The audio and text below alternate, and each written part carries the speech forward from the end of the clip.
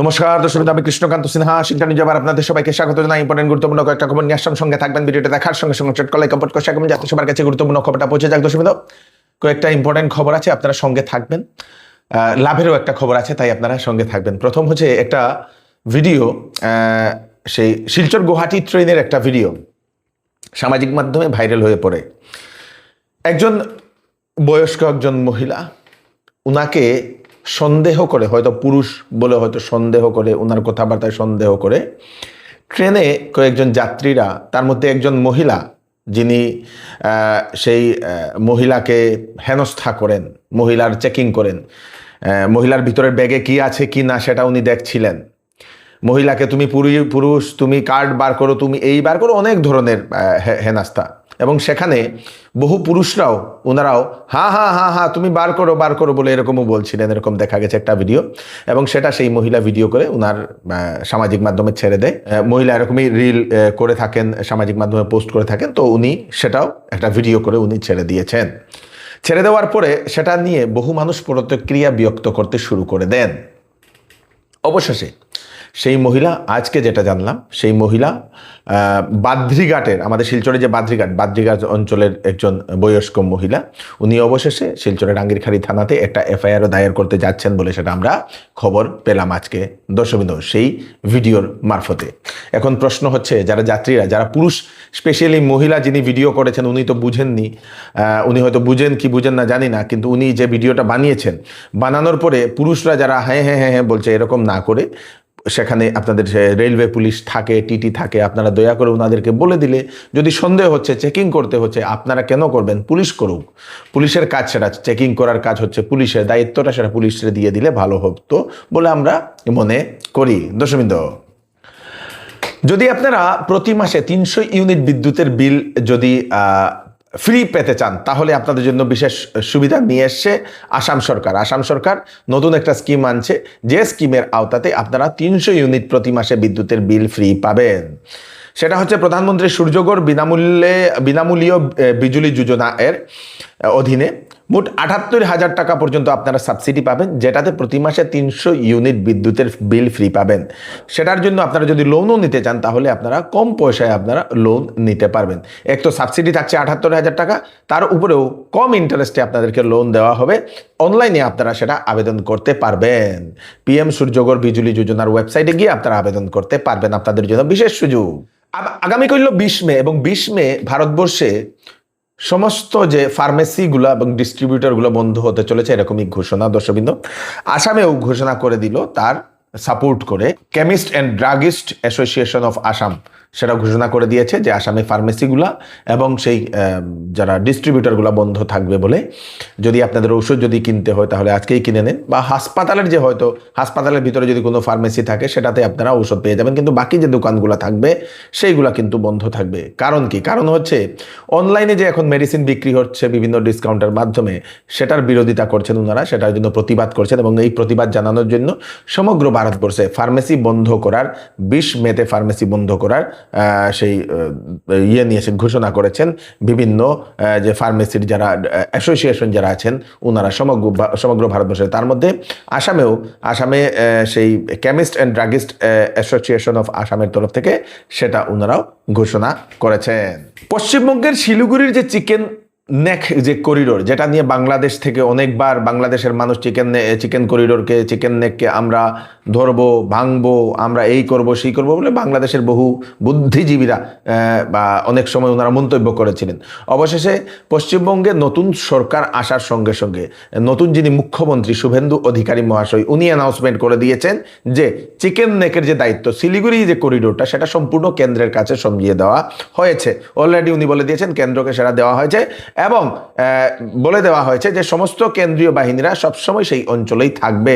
মানে সেই chicken neck করিডোরটা যেটা শিলিগুড়ি, সেই শিলিগুড়ি করিডোর যেটা, সেই করিডোরটা অনবরত কেন্দ্রীয় সেনাবাহিনীর নজরে থাকবে। ওনারা সবসময় সেখানে পাহারা দেবেন। দর্শকবৃন্দ, কেন্দ্র সরকারকে সেটা সমঝিয়ে দেওয়া হয়েছে। আপনারা কি বিবাহিত, বহুদিন ধরে আপনাদের বৈবাহিক জীবনে কোনো ধরনের সন্তান নেই এবং চিন্তা করছেন কি করব, আপনাদের জন্য সুখবর। গুয়াহাটির জনিত্ব আইবিএফ থেকে একজন আইবিএফ স্পেশালিস্ট স্পেশালিস্ট ডাক্তার মহোদয়া উনি শিলচরে আসছেন এই সকল পেশেন্টসদের দেখার জন্য 22 মেতে শিলচরে আসছেন। যদি আপনাদের বৈবাহিক জীবনে বহুদিন ধরে ডাক্তার দেখিয়েছেন, ওষুধ খাচ্ছেন, কিচ্ছু হচ্ছে না, IVF এর জন্য আপনারা চিন্তা করছেন, টেস্ট টিউবের মাধ্যমে আপনারা বাচ্চা প্রসব করার চিন্তা করছেন, তাহলে আপনারা সেই মহিলার সঙ্গে সেই ডাক্তার মহোদয়ার সঙ্গে আপনারা কনসাল্ট করে নিতে পারেন। 22 তারিখে উনি আসছেন আমাদের শিলচরে জনিত্ব ফার্টিলিটি সেন্টার, যেটা এখন খোলা হয়েছে আমাদের শিলচরের মেহেরপুরের যে পলিটেকনিকের ঠিক অপোজিটেই। তো ফোন নাম্বার দিয়ে দেওয়া হয়েছে, আগে থেকে আপনাদেরকে নাম লিখাতে লাগবে 9395267530, 9395267530। এই নাম্বারে আপনারা ফোন করে আপনারা সেই নাম লিখিয়ে নিন, তাড়াতাড়ি করুন।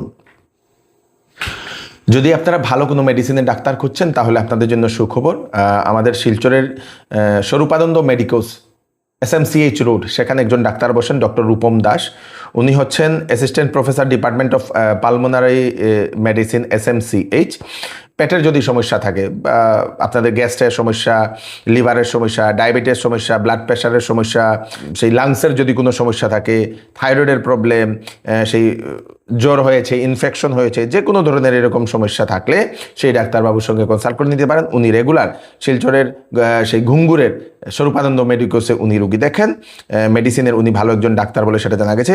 ফোন নাম্বার দিয়ে দেওয়া হয়েছে, আপনাদেরকে নাম লিখাতে লাগবে 8473916346। এই নাম্বারে আপনারা ফোন করে ডাক্তারবাবুকে দেখানোর জন্য নাম লিখাতে পারেন। এইবার চৌধুরী টেক্সটাইল বিবাহ ও ফ্যান্সি কাপড়ে আপনাদের জন্য নিয়ে এসছে ফ্ল্যাট 20% ডিসকাউন্ট। সঙ্গে রয়েছে বাম্পার অফার, 5,000, 10,000 এবং 20,000 টাকার কেনাকাটাতে থাকবে আকর্ষণীয় বাম্পার অফার। যে কোনো প্রোডাক্ট, যে কোনো কাপড় পছন্দ না হলে 10 দিনের ভিতরে আপনারা ফেরত দিয়ে কাপড়ও নিয়ে যেতে পারবেন অথবা টাকাও নিয়ে যেতে পারবেন। চৌধুরী টেক্সটাইল, ফাটক বাজার, গলি নম্বর 2, শিলচর। আসন্ন বিবাহের সিজন উপলক্ষে শ্যামসুন্দর জুয়েলার্স নিয়ে এলো হলমার্কযুক্ত সোনার গহনার মজুরির উপর ফ্ল্যাট 40% ও হীরার গহনার উপর ফ্ল্যাট 20% ডিসকাউন্ট। সঙ্গে পাচ্ছেন পুরাতন সোনার পরিবর্তে নতুন HUID যুক্ত হলমার্ক সোনার গহনা নেওয়ার সুযোগ এবং প্রতি রবিবারে কেনাকাটার সুবিধা রয়েছে। তাই আজই চলে আসুন Shyamsundar jewellers, central road, Silchar. দেশে ভয়ঙ্কর আর্থিক সংকট আসতে চলেছে, তার প্রভাব পড়বে সাধারণ মানুষের উপর। দেশে ভয়ঙ্কর আর্থিক সংকট আসতে চলেছে, তার প্রভাব পড়বে সাধারণ মানুষের উপর, তার প্রভাব পড়বে কৃষকদের উপর, তার প্রভাব পড়বে যারা সেই সাধারণ ছোট ছোট ব্যবসায়ী তাদের উপর, মিডিল ক্লাস মানুষের উপর, গরিব মানুষের উপর তার প্রভাব ভয়ঙ্করভাবে পড়বে। এরকমই একটা মন্তব্য করেছেন রাহুল গান্ধী মহাশয়। আজকে সাংবাদিকদেরকে উনি বলেছেন যে তার প্রভাব সাধারণ মানুষের উপর পড়বে এবং শীঘ্রই সেই প্রভাবটা দেখতে পাবে দেশবাসী। বেকারদের উপর অনেক চাপ পড়বে সেই আর্থিক সংকটের কারণে বলে এরকম উনি একটা মন্তব্য করেছেন। তো এটা তো রাহুল গান্ধীর কথা, কিন্তু অনেক যারা ফাইন্যান্সিয়াল যারা এক্সপার্ট আছেন ওনারা অলরেডি বলে দিয়েছেন আর্থিক সংকট আসতে চলেছে। আগে থেকেই প্রিপারেশন থাকার জন্য সবাইকে বলে দেওয়া হয়েছে, পয়সা বেশি খরচ না করার জন্য বলে দেওয়া হয়েছে। তাই আপনারা সেই হিসাবে আপনারা চলবেন, কারণ কখন কোন সময় আর্থিক সংকট আসবে আপনারা বলতে পারবেন না। তাই আগে থেকে প্রস্তুত থাকা কিন্তু দরকার। তার ব্যাপারে আমি একটা ডিটেলসে একটা ভিডিও নিয়ে আসবো তাড়াতাড়ি, কি করলে কি হবে বা কিভাবে আসতে পারে সংকট, কোন স্টেপটা নিলে আপনাদের জন্য ভালো হবে, সাধারণ মানুষের জন্য ভালো হবে, সেটা আমি একটা ডিটেলসে একটা ভিডিও আপনাদের জন্য নিয়ে আসব। শ্রীভূমির থেকে একটা চাঞ্চল্যকর একটা খবর আসে। শ্রীভূমি বা করিমগঞ্জের ব্রাহ্মণ শাসনে এক পরিবার রাত্রিবেলা ঘুমিয়েছিল, হঠাৎ করে ওনাদের সেই বাড়ির দেওয়াল ভেঙে সম্পূর্ণ একটা টিলা সম্পূর্ণ ধসে বাড়ির ভিতরে ঢুকে যায়। মাটির নিচে ছিলেন সেই বাড়িরই একজন মহিলা, মাটির নিচে 2 শিশু, মাটির নিচে প্রায় 2 ঘন্টা নাগাদ নাকি ছিলেন। তারপরে সেই বিকট শব্দ শুনে মানুষ, আশেপাশের মানুষ চিৎকার শুনে ওনারা জড়ো হয়ে তাদেরকে খোঁজাখুঁজি করেন, বাড়ির লোকদেরকে, বাচ্চাদেরকে খোঁজাখুঁজি করেন এবং দেখা যায় মাটির নিচে দেবে রয়েছেন প্রায় 2 ঘন্টা। 2 ঘন্টা পরে মানুষ এসে তাদেরকে ডাকাডাকি করে তাদেরকে সেই মাটি থেকে উদ্ধার করা হয়। উদ্ধার করার পরে তাদেরকে সেই স্থানীয় হাসপাতালে নিয়েও যাওয়া হয়েছে। দর্শকবৃন্দ, বেঁচে গেছেন সবাই, কিন্তু সমস্ত ঘরটা সম্পূর্ণ ভেঙে গেছে।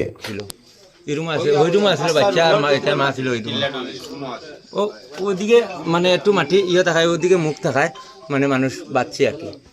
ও সাইডে দিয়া না, ওখানে মানে ইয়ে পালঙ্গের ইয়ে পড়ায় উপরে মুখের উপরে মাটিটা গেছে না। ভাই কান্দিস না। ওই যে বাচ্চাটা মাটির নিচে আসিল প্রায় 2.5 ঘন্টা। ও দেখো যেতে পারে ছোট বাচ্চা হেও মাটি নিচে ওর আছে। রুমে ও তার বাবা আসিল, ওই রুমে ঘুমাইছিল, গতিকে তার মোটামুটি ঠিক ইয়ে আসিল। ওদিকে সামনের দিকে চাইয়া কিছু দেখি না, তার ওদিকে চোখ পড়ছে মাঝে আমার কোন ইটোর টুকরা কয়টা পড়ছে। এরপরে আস্তে এমনি জোরদার শব্দ হয়েছে, জোরদার শব্দ হইতে মানে আমার ডাকছে, ছোট ভাই ডাকছে, ডাকি আবার বাইরে আয়, ওই ও লিপি মাটির নিচে আমায় গেছে গিয়া। ও আমি দৌড়িয়া আইছি, আইয়ার দা এখন লগে লইছি, লইয়ার আইছি, আইয়ার টানিয়া আমি আর হে বার করছে লিপিরে প্রথম লিপি কেতান বউ যে মান্নার ছোট মানা ভাই। ছোট ভাই এরপরে কি করো আইয়া যেমনি দেখছি মাটি তোলে, আমি হইয়া রে নাই রে মানব আর জুম্পি নাই রে, দুটা গেছন কি রে, 2 লোটা ভরি গেছে। মান্না মান্না আমারে বুঝছে, বুঝছে দেখি দেখি এরা মাথন নি, তখন জিজ্ঞাসা কিতা দেখা যান না তারা দেখা যান না মাটির নিচে। পুরো মাটির তলে আসলাম তো, মানে একটা জানলা ইয়া টেবিলের উপরে পড়া গিয়া, ও একটু ফাঁক থাকায় আমরা শ্বাস ফলাইতে পারছি। ওটাও আর কি আর প্রায় 2-2.5 ঘন্টা লড়াই করিয়া বার করা এরপরে তো হয়েছে আমার আমরা ছেলেরে। মা ছেলে দুজনে ছিলে আর আমরা 11 বাঁচাও। বছরের ছেলে, 10 বছরের ছেলেটা কেউ আছিল তলে হেও নি মাটি নিচে, হে তো বহুত এ সময় বেশি সময় থাকছে, তার তো দুইও পাও অমুকশ হয়ে গেছে। তো আপনাদের এই ভিডিও থেকে, এই খবর থেকে একটা জিনিস আপনাদের জানা দরকার, যদি আপনাদের বাড়ির যদি পিছনে যদি এরকম কোনো যদি পাহাড় বা টিলা আছে, তাহলে আপনারা একটু সতর্ক থাকবেন। টিলা যদি থাকে আগে থেকে টিলাকে স্লোপিং করে একটু কম করে মাটিটা রেখে দিন, না হলে বৃষ্টি প্রচণ্ড হচ্ছে, যে কোনো সময় আপনাদের ভাঙতে পারে। হাইলাকান্দির জানকি বাজারে আজকে বিদ্যুৎপৃষ্ট হয়ে এক শ্রমিকের মৃত্যু হয়েছে। গাছ কাটতে গিয়েছিল নাকি সেই শ্রমিকের নাম হচ্ছে রবিজুল ইসলাম। চিপর সাংকন ডলিডহর গ্রান্টে তার বাড়ি। তারপরে স্থানীয়রা বিদ্যুৎ বিভাগের গাফিলতি বলে ওনারা বেশ কয়েক ঘন্টা সড়ক অবরোধ করেছেন। বদরপুরে প্রশাসনের নোটিশ, বদরপুরে যারা অবৈধভাবে দখল করে বিভিন্ন জায়গাতে বসে রয়েছে, সরকারি যারা জমি সেই সকল ইয়েতে প্রশাসন নোটিশ দিয়ে দিয়েছে এবং টাইমও দিয়ে দিয়েছে আলটিমেটাম, যদি উঠিয়ে না নেয় তাহলে সেই উচ্ছেদ করা হবে বলে সেটা জানিয়ে দেওয়া হয়েছে। বদরপুরেও এখন উচ্ছেদ অভিযান শুরু হবে।